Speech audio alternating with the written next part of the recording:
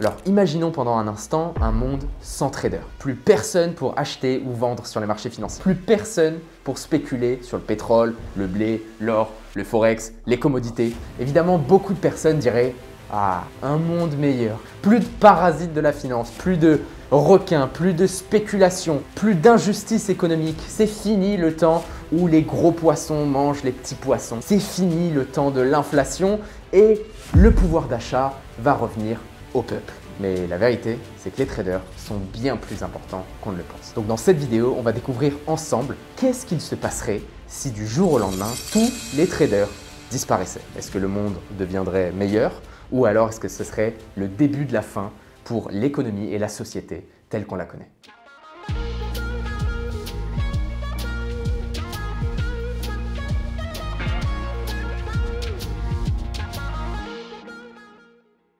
Alors aujourd'hui, les marchés financiers sont plus ou moins comme un miroir de la réalité économique. Lorsqu'un gouvernement, une entreprise ou même une banque prend une mauvaise décision financière, les traders et les investisseurs réagissent immédiatement et évidemment sanctionnent celui-ci. Donc prenons un exemple, si une entreprise faisait n'importe quoi quant à la gestion de la société, elle manipulait ses chiffres, elle engageait trop de dettes, elle prenait des décisions qui étaient absurdes, évidemment l'impact serait immédiat et l'action de cette société s'effondrerait en bourse. Pourquoi? Parce que les traders iraient analyser et repérer justement ces erreurs de gestion qui pourraient endommager la société et donc vendraient immédiatement leur position. Le résultat, la direction de cette entreprise serait obligée d'agir pour corriger ces erreurs sous peine littéralement de faillite à cause des traders. Donc sans les traders, il n'y a littéralement plus de sanctions immédiates. Une entreprise pourrait littéralement faire n'importe quoi pendant des années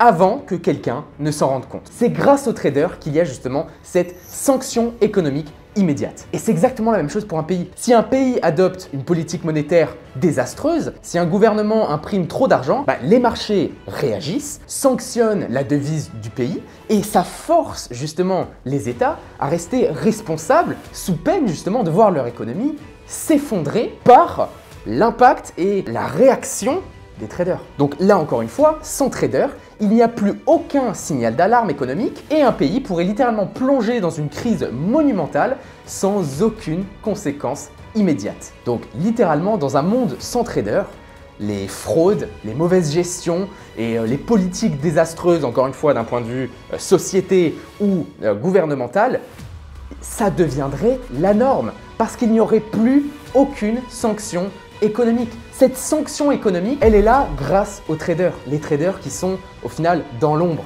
On s'en rend pas forcément compte. Oui, ils sanctionnent des sociétés. Les sociétés perdent de l'argent à cause des traders. Mais il y a une raison. Cette sanction est nécessaire. Cette sanction est méritée dans 98% des cas. Maintenant, le deuxième impact d'un monde sans traders, ce serait tout simplement l'explosion des prix des matières premières. Aujourd'hui, le marché des matières premières, donc les commodités, etc., fonctionne avec un principe simple. L'offre et la demande. Et justement, ce sont les traders qui jouent ce rôle clé en s'assurant que le prix reste équilibré et cohérent avec la réalité. Si le prix d'un certain bien prend trop de valeur, les traders vont aller le revendre pour soit prendre leur profit ou parce qu'ils pensent que c'est trop cher. A l'inverse, si le prix d'un asset, que ce soit une commodité, une devise, une action, on s'en fout un petit peu au bout du compte, chute trop bas, ce sont les traders qui vont intervenir sur les marchés pour rehausser les prix artificiellement en rachetant à des prix qui leur paraissent intéressant. Maintenant, imaginons un monde sans traders et imaginez que demain, un pays producteur de pétrole décide de couper l'offre de pétrole pour faire justement artificiellement monter les prix.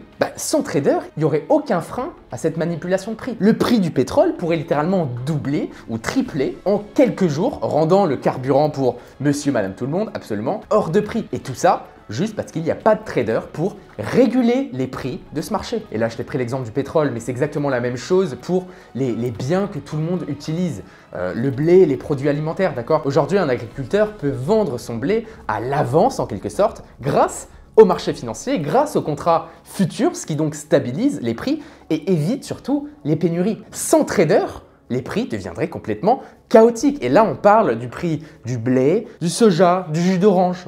Littéralement, il suffirait d'une mauvaise récolte pour faire absolument exploser les prix et causer une inflation absolument monstre sur la population. À l'inverse, une surproduction pendant une année, et c'est les producteurs qui coulent, tous les agriculteurs, Ciao. Donc encore une fois, dans ce scénario, sans trader, les prix deviendraient complètement imprévisibles et incontrôlables, ce qui entraînerait une inflation monumentale. Et encore une fois, comme toujours, l'inflation, ce sont monsieur, madame tout le monde qui en payent les conséquences, qui en payent le prix. Quand je vois parfois dans mes commentaires, on me met « Ah, c'est un trader, il vit sur le dos de la société, etc. etc. Il ne crée aucune valeur, et patati et patata. » Et il crée l'inflation. C'est peut-être pour ça que la personne n'est pas trader, mais il n'y a aucune connaissance économique sur qu'est-ce qui cause réellement l'inflation. Et encore une fois, les traders sont indirectement là pour contrôler cette inflation. Et comme je te dis, un monde sans trader, c'est un monde avec une inflation absolument incontrôlable. Maintenant, le troisième impact sur la société si nous, traders, disparaissions, c'est que le financement deviendrait impossible, bloquant ainsi toute croissance économique. Tu vois, aujourd'hui, que ce soit les entreprises ou les gouvernements, ont besoin d'investissements pour se développer. Ok ? Mais qui leur apporte cet argent? Ce sont les marchés financiers, ce sont les traders. Donc disons une entreprise innovante, prenons Tesla par exemple. Tesla a pu grossir, grandir, parce que les investisseurs et les traders ont cru au projet et ont acheté des actions Tesla. Sans ces traders, il n'y aurait plus de marché pour justement lever des fonds et récupérer de l'argent. Résultat, moins d'innovation, moins de nouvelles technologies et moins d'opportunités économiques. Un autre problème qui découlerait de cette conséquence, c'est qui dit moins d'investissement, dit évidemment moins d'entreprises qui grandissent et donc moins de croissance. Et donc moins d'entreprises qui grandissent, moins de croissance, veut tout simplement dire moins d'emplois. Donc résultat, chômage de masse, baisse des salaires et stagnation économique. Donc dans la conséquence précédente, on a vu qu'un monde sans trader pourrait amener une inflation monstre dans la société qu'on connaît, mais en plus de ça, ça ferait exploser le chômage, il y aurait une baisse des salaires et toute l'économie serait là à stagner. Plus d'investissement, plus de croissance et l'économie finirait par s'éteindre. Maintenant, le quatrième impact d'un monde sans trader, ce serait tout simplement que les crises financières deviendraient incontrôlables et interminables. Contrairement à ce qu'on pense, les traders ne créent pas les crises financières. Ils les gèrent ou en profitent, d'accord? Mais ce ne sont pas eux qui causent la crise. Prenons l'exemple de la crise Covid en mars 2020. Les marchés boursiers ont chuté de moins 30% en quelques jours. Qui ont été les personnes qui ont racheté les actions, racheté les indices pour pouvoir stabiliser la situation en achetant progressivement justement ces actifs qui étaient en chute libre? Or, la Federal Reserve et les banques centrales qui ont injecté énormément de liquidités sur les marchés, ce sont les traders, d'accord? Sans eux, la panique de la crise Covid avec les marchés qui se pètent la gueule aurait duré bien plus longtemps et ça aurait plongé l'économie mondiale dans un effondrement total. Donc encore une fois ici, un monde sans traders, ça voudrait dire que chaque crise économique deviendrait littéralement un chaos incontrôlable, plus long et plus destructeur que ce qu'on a pu voir jusqu'aujourd'hui. Maintenant, le cinquième impact immédiat d'un monde sans traders, ça serait tout simplement l'effondrement de la liquidité et donc une explosion de la volatilité. Alors quand je dis la liquidité, c'est ce qui permet à quelqu'un d'acheter et de revendre un certain actif facilement et rapidement. Aujourd'hui, grâce aux traders, tu peux acheter une action, une devise, une commodité, une matière première en littéralement quelques secondes. Mais ça, c'est grâce aux traders. Si on enlève les traders, il y aurait premièrement des spreads, donc des écarts de prix entre le prix d'achat et le prix de vente qui serait énorme. Parce que imaginons que tu as quelque chose, une certaine commodité qui vaut soi-disant 40 €, sauf que des acheteurs, il faut prendre 50 000 avions pour en trouver un, d'accord? C'est un marché qui n'est pas liquide, d'accord? C'est un marché qui est illiquide, qui a des problèmes de liquidité.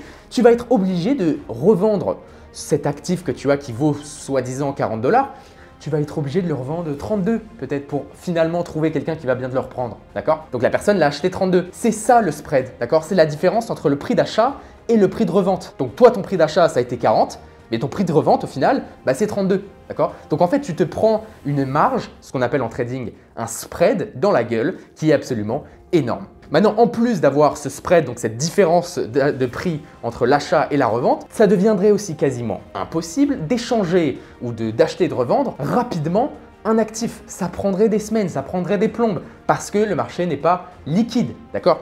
Et en plus de ça, cette baisse de la liquidité augmenterait la volatilité et donc les prix deviendraient complètement imprévisibles. Les entreprises, par exemple, auraient du mal à acheter les matières premières dont elles ont besoin, les particuliers auraient du mal à épargner et littéralement tout le marché financier deviendrait un cauchemar. Honnêtement, le rôle des traders est un peu invisible, surtout aux personnes qui n'ont pas forcément beaucoup de connaissances dans l'économie et les marchés financiers. Mais le rôle du trader est réellement essentiel. Les traders, pour la plupart des gens, sont invisibles, mais malheureusement incarnent cette vision diabolique de l'argent, parce que c'est vrai que les traders peuvent profiter de désastres économiques. Mais encore une fois, ce ne sont pas eux qui les causent, ces désastres économiques. Et c'est très simple, comme je te dis, de jeter la pierre et de dire « Ah bah regarde, c'est qui viennent de faire des millions d'euros, des millions de dollars, alors que tout le reste de la population est en train de perdre leur job, la situation économique est catastrophique, etc. Et eux en profitent et s'en mettent plein les poches. Mais ce que tu ne vois pas, c'est qu'indirectement, ils sont en train de réguler les marchés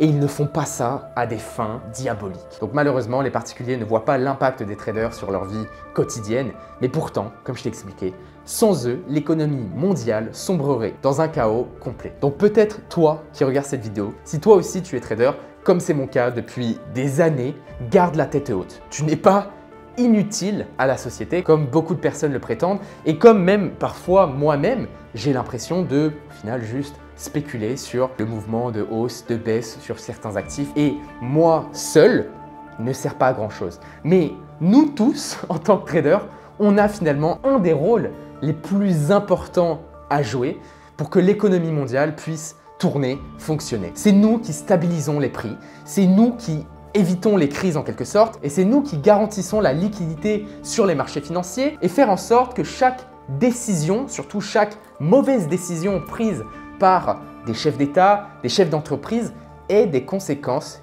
immédiate sur les marchés. On est en quelque sorte celui qui donne la punition. Et en plus de ça, on est très bien payé pour le faire. Maintenant, si tu regardes cette vidéo et que tu n'es pas trader et que c'est un monde qui t'intéresse, je t'invite à aller checker toutes les autres vidéos de cette chaîne YouTube où je te parle de trading, de finance, d'investissement, le marché sur lequel je suis spécialisé, qui est donc le marché des devises, le marché FX.